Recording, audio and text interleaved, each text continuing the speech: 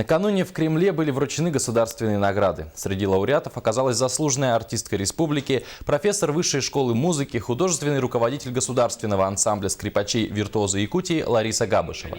В Екатерининском зале Кремля собрались представители отечественной культуры и искусства, образования, музейного и библиотечного дела, художники и руководители национальных ансамблей. Всего 40 лауреатов.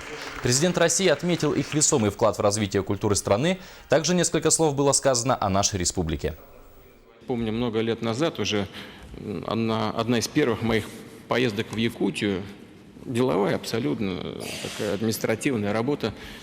И вдруг мне там за обедом, правда, в шатре, в национальной обстановке, местные, мои коллеги, местные, там всякие начальники, вдруг говорят: может, споем? Я говорю: ну, давай споем. Откровенно говоря, я ожидал какую-то какофонию услышать. Но когда они запели, я открыл глаза и уши. Вы знаете, это потрясающе. Я даже думал, может, я в Италии нахожусь, потом посмотрел, якуты или якуты, как еще говорят, на итальянцев как-то не очень похожи внешне.